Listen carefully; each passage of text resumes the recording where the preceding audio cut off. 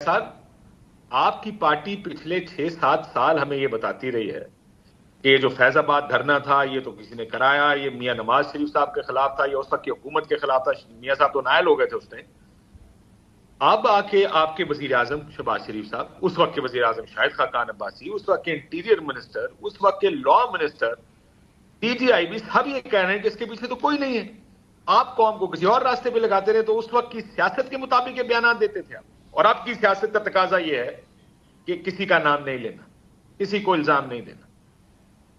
نہیں کاشف عباسی صاحب، اگر اس وقت کی ضرورت کے مطابق یا آج کی ضرورت کے مطابق کوئی بات کرے گا تو غلط ہے۔ یہ نہ ریاست کے مفاد میں ہے اور نہ ہی بات کرنے والے کے مفاد میں ہو سکتی ہے۔ بات سیدھی سی ہے کہ یہ ایک حقیقت ہے کہ وہ دھرنا دلوایا گیا تھا۔ یہ ایک حقیقت ہے کہ اگر آج میں ایک چینل پہ دیکھ رہا تھا، کوئی ٹکر چل رہے تھے کہ جناب وہ تو بالکل بری ہو گئے، انہوں نے کہا کہ اس وقت کے جو آرمی چیف تھے یا D G I S I تھے اس وقت کے، ان کے کہنے پہ میں نے وہ معاہدہ کروایا تھا یا میں وہاں گیا تھا، تو وہ تو بری ہو گئے۔ بھائی بات یہ ہے کہ یہی بات اگر میں کرتا تو سب نے یہ کہنا تھا کہ انہوں نے اقرار جرم کر لیا، انہوں نے اقبال جرم کر لیا۔ مجھے تو بات کرنے کے بعد پکڑ لینا تھا، گرفتار کر کے لے جا چکے ہوتے، میں آپ کے شو میں بھی نہ بیٹھا ہوتا اب تک۔ مگر طاقتور ہی ہوتا ہے وہ جب بھی بولے۔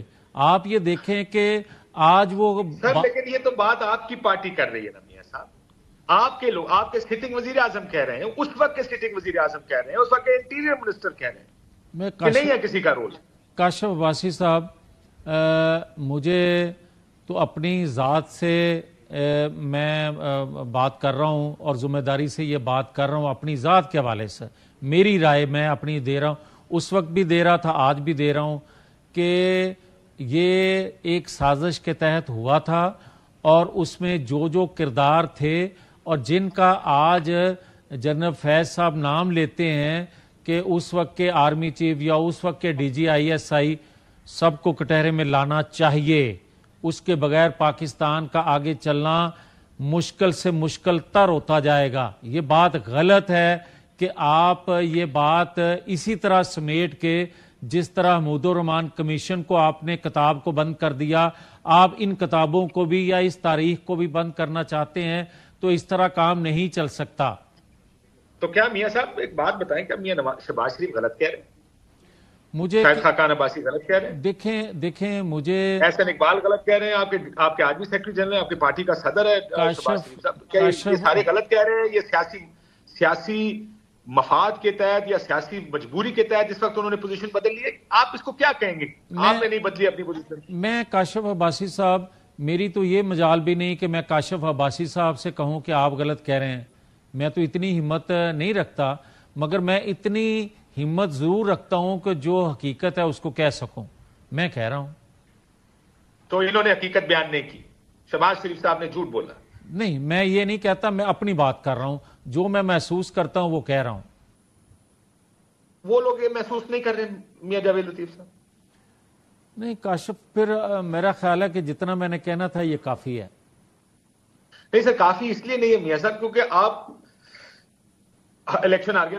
میں بڑی بلنٹ ایک بات کرنے لگا، اس کو مائنڈ نہ کیجیے گا۔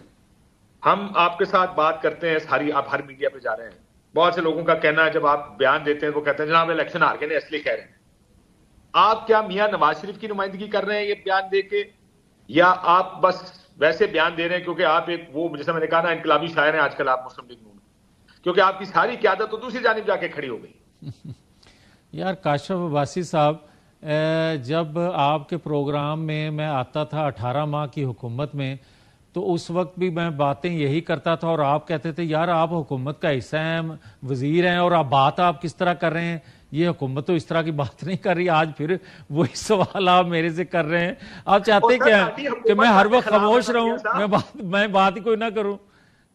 تاڑی حکومت، تاڑا صدر، تاڑا سیکرٹری جنرل تاڑے خلاف ہے، اسی کی کریے۔ او یار ہم نے تو نہیں کچھ کہا۔ بھائی صاحب میری گل تو سن لو، میں یہ بات کہہ رہا ہوں آپ سے کہ جو میرے تجربے میں، جو میری معلومات ہیں، میں ان کے مطابق کاشف عباسی صاحب کہنے میں اس لیے ہچکچاہٹ محسوس نہیں کرتا، نہ کر رہا ہوں، نہ کروں گا کہ یار میری بات چھوڑیں کہ میں ہار گیا، ہروا دیا، جو مرضی کہہ دیں، مگر یار ریاست تو میری ہے، یہ آئین قانون تو میرے ملک کا ہے، تو بھائی اگر میں اس پہ بھی کمپرومائز کر جاؤں، کبھی جیتا ہوا ہوں تو تب بولوں نہ، کبھی ہارا ہوں تو تب نہ بولوں اس لیے کہ میں جیت گیا ہوں، اس لیے کہ میں ہار گیا ہوں، نہ کریں یار لیکن یہی تو تاریخ ہے نا میاں صاحب، جب گجرانوالہ میں تقریر ہوتی ہے اور گجرانوالہ کی پریس کانفرنس میں، اور گجرانوالہ کی تقریر میں نام لیے جاتے ہیں جنرل باجوہ کا اور جنرل فیاض کا، گجرانوالہ کی پریس کانفرنس ہوتی ہے، مریم بی بی کہتی ہے نیکسٹ کوسچن، جب ان سے پوچھا جاتا ہے کیا اس بیان پر آپ قائم ہیں؟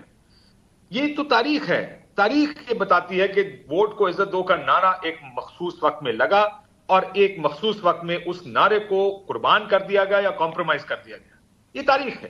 آپ جو ابھی آپ کہہ رہے ہیں کہ میں نہ بولوں اور یہ جو کمپرومائز ہے، یہ تو پھر آپ کے اپنے وزیر اعظم نے کیا ہے، آپ کے اپنے انٹیریئر منسٹر نے کیا ہے، جو پارٹی کے صدر بھی ہیں اور دوسرے سیکرٹری جنرل ہیں احسن اقبال صاحب، تو کہتے ہیں نا کہ میں خاموش کیوں ہوں، وہ خاموش کیوں ہیں؟ سیاسی مفاد کے لیے۔ نہیں کاشف، آپ کو یاد ہوگا جو آپ گجرانوالہ دھرنے یا گجرانوالہ جلسے میں نام لینے کی بات کر رہے ہیں، سٹیج پہ کچھ لوگ مسلم لیگ کے موجود تھے اور نیچے جب سٹیج سے اترے تو آپ جیسے دانشوروں نے سوال کیا تو وہ کہنے لگے میں نے تو سنا ہی نہیں ہے، ایسے لوگ بھی ہم نے دیکھے ہیں، یاد ہے آپ کو؟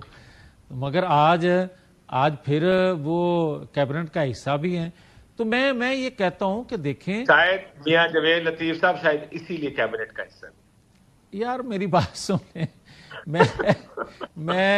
میں ایک چیز ضرور عرض کروں گا، سارا تانوں سنائی دیندہ، جنہاں نوں نہیں سنائی دیندہ وہ فائدے چ رہندے، تانوں سنائی دیندہ نا تسی فائدے چ نہیں رہندے۔